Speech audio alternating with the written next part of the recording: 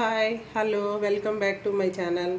ఈరోజు నేను ఏం చేసి చూపించబోతున్నానంటే, అప్పటికప్పుడు మంచి స్వీట్ తినాలనుకుంటే వెంటనే మన ఇంట్లో బ్రెడ్ పీసెస్ ఉంటే మీకు బ్రెడ్తో మంచి స్వీట్ ఎలా చేయాలో చూపిస్తాను.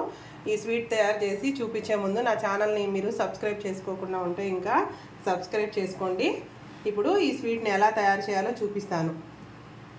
దీనికోసము నేను 5-6 బ్రెడ్ స్లైసెస్ తీసుకొని ఈ ఎడ్జెస్ ఉంటుంది కదండి, అది కట్ చేసి ఇలా చిన్న చిన్న పీసులుగా చేసి పక్కన పెట్టుకున్నాను. దీనికోసం ఇవి మనం ఇప్పుడు నెయ్యిలో వేయించుకుందాము. దీనికోసము స్టవ్ ఆన్ చేసి ప్యాన్ పెట్టుకొని అందులో కాస్త నెయ్యి వేసుకొని వేడి చేసుకుందాము. ఇది నెయ్యి వేడెక్కగానే ఈ బ్రెడ్ స్లైసెస్ ఒక్కొక్కటిగా ఇందులో వేసి వేపుకుందాము.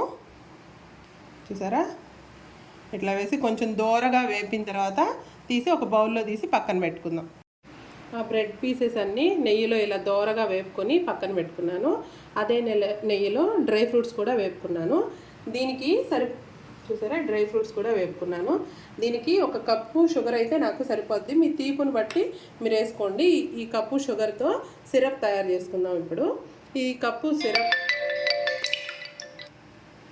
కప్పు చక్కెరకి 1 కప్పు వాటర్ పోసి మనం పాకం తయారు చేసుకుందాం. ఈ షుగర్ సిరప్లోనే కొంచెం ఇలాచీ పౌడర్ వేస్తున్నాను. ఇందులోనే లైట్గా ఫుడ్ కలర్ కూడా కొంచెం వేస్తాను. ఇది ఆప్షనల్ అండి, మీకు నచ్చితే వేసుకోండి, లేకపోతే లేదు. ఈ చక్కెర పాకం కొంచెం చూసారా, ఇట్లా కొద్దిగా తీగ పాకం వచ్చే వరకు, కొంచెం తీగ పాకం వచ్చే వరకు పాకం పట్టుకొని తర్వాత ఈ బ్రెడ్ స్లైస్లన్నీ ఇందులో ఒక్కొక్కటిగా వేసేద్దాం.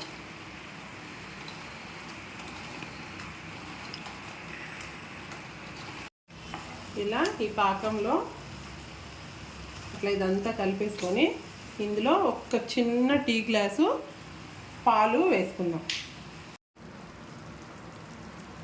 ఇవి కాచిన పాలు ఇందులో వేసేసుకుందాం.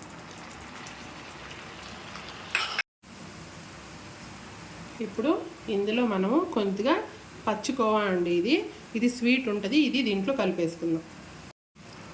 ఇప్పుడు కోవా కూడా కలిపేసిన తర్వాత ఇప్పుడు మనము ఇందులో మనకు కావాల్సిన డ్రై ఫ్రూట్స్ కూడా కలిపేసుకుందాం.